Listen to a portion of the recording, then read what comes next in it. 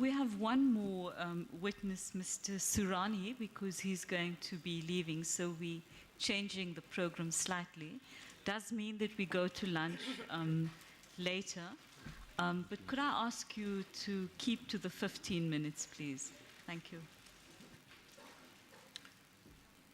Today it's our Eid al-Adha, so it's our feast. Happy Eid for all, for them, their families, and people they love. On such occasion, usually, people in Palestine go to Jerusalem and go to pray at Al-Aqsa Mosque. None of us, in her wildest dream, can think from Gaza or in the West Bank to go simply and do that. I think many Muslims across the globe, they would love to go to Al-Aqsa and pray. They are not allowed to as well. It's a basic, simple, fundamental religious freedom, simply denied.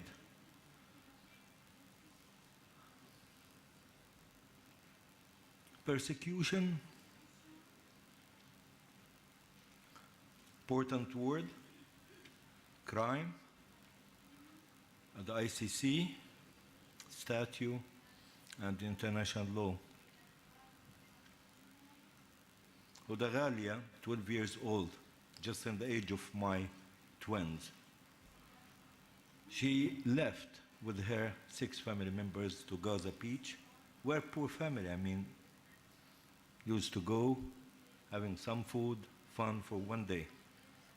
Minutes after she arrived, 6 of her family, including father, mother, sisters, and brothers, were parts and pieces and in poor blood.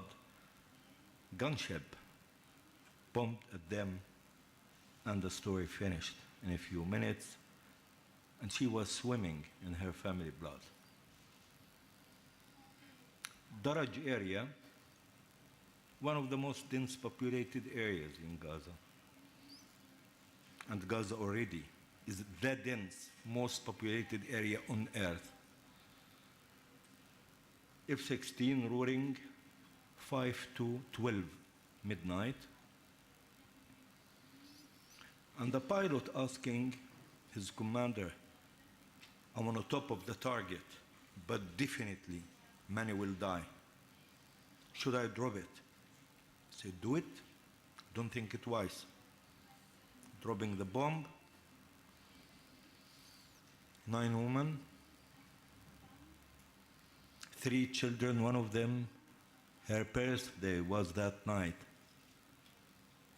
5 others, men has been killed. 186 people lived all their life with handicapped, lost parts and pieces of their body. Almost 38 houses has been destroyed partially or completely.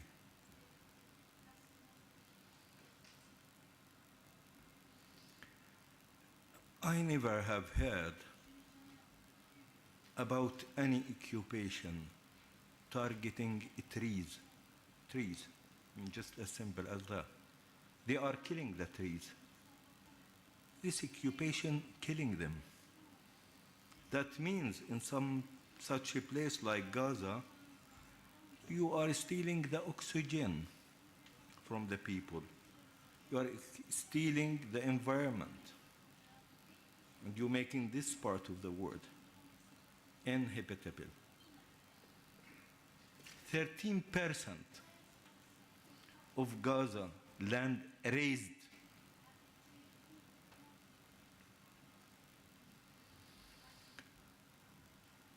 They imposed the siege.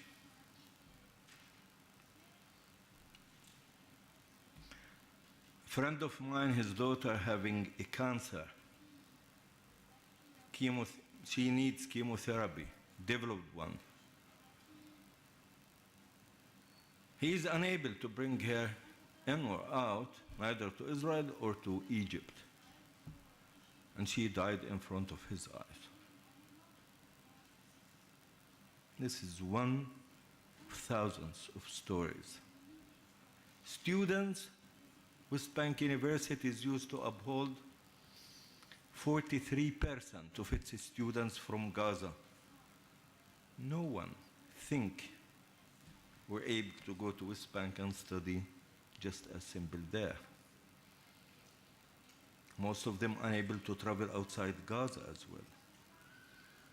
Farmer who needs simple thing, fertilizer, in order to grow his product, unable to import.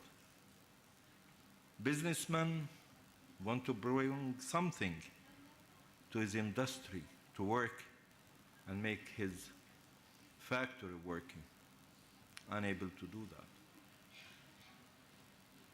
For some reason, I don't know why, our sewage factory in Gaza has been bombarded, destroyed completely. I mean, that won't be really a problem. It's a psychological problem, but this entire sewage dumped to Gaza Sea, 445 kilos long, and the entire beach polluted with the raw sewage. Raw sewage because we are not allowed to import the chemicals to treat with the sewage as well, not the pipes. We have electricity factory in Gaza, bombed, destroyed more than one time, generously refunded, rebuilt, and bombed again. But even sometimes when it's working, it's not allowed to bring in the fuel.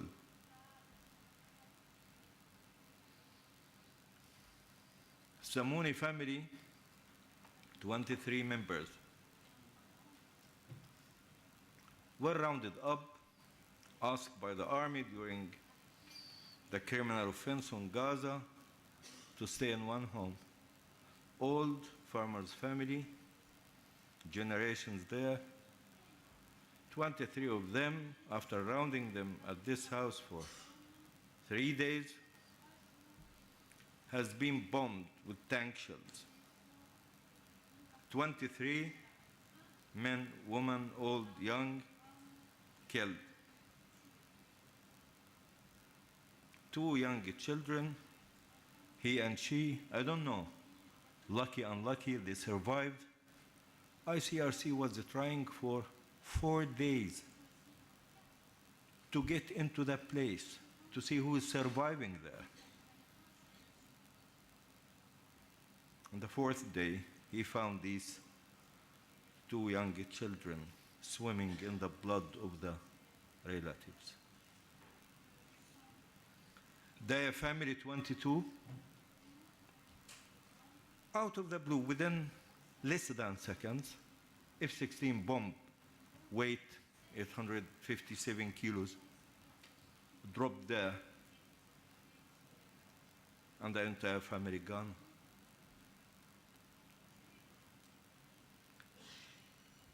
The stories, it's not stories, it's facts. It's flesh,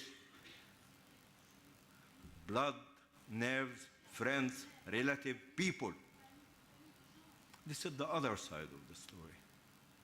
This is the more criminal, the more inhumane. We learned something from our cousin, rightly. We are legally documenting all these war crimes with no exception. Nothing happened. Not to forget and not to forgive. That's our right and obligation. And no compromise on the blood or suffering.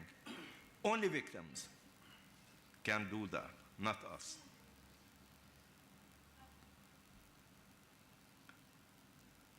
We tried, after legally documenting all this, to use the system, as the Americans say, and use Israeli court system, legal system.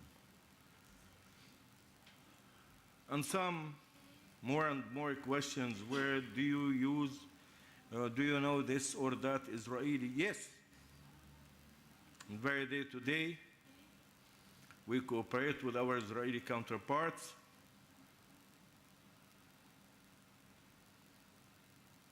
And we solicitor and barrister with them, are building the file, giving them 2.5 years after, as I mentioned yesterday, only of Casted Operation 2 has been prosecuted for all what had happened in Gaza.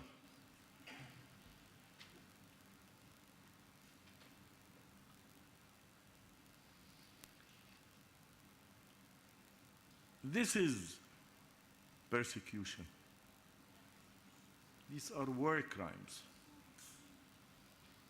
flagrant violations of human rights, and people know it. When we exhaust the entire Israeli legal system, we tried one more step to achieve justice. We wanted to do universal jurisdiction. That's what it's all about. When the legal system fails, when the legal system provides legal cover for organized, systematic war crimes, crimes against humanity, we have to use universal jurisdiction. Then we are accused. We are doing war. We are doing lawfare. That's what we are accused of. We are doing lawfare against the state of Israel.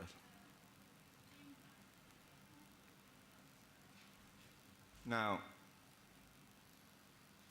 when we manage and to do that case in London, and some criminal like Doron El-Mog, who was the commander, military commander of Gaza Strip, have a warrant against, His Excellency Tony Blair comes up and say, sorry for the state of Israel. We will fix things and promise you this is not going to work. Years, they fixed the law, and the Israelis are immune. In Madrid, we go to the Audiencia Nacional, and we managed to have from it clear decision to arrest 7 of the Israeli criminals, suspected criminals in war crimes in Gaza.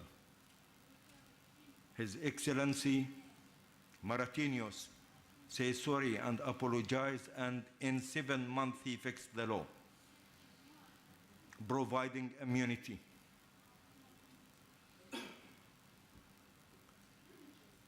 It's ugly. It's sad.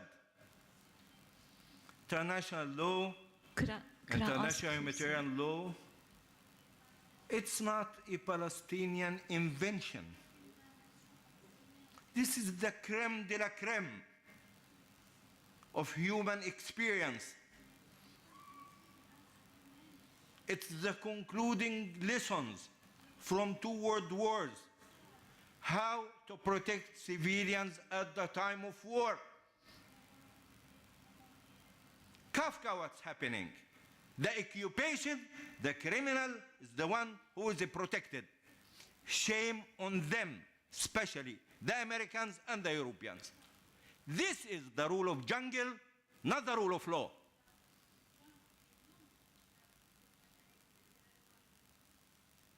I think as a citizen of the world, I feel pity. I feel apathy. I'm definite, I'm sure, such a criminal state would be yesterday. We will be tomorrow. Nobody will be able to take us from that part of the world. But when I'm addressing such respected tribunal, I'm reminding of simple rule. Justice delayed, justice denied. Thank you. Thank you.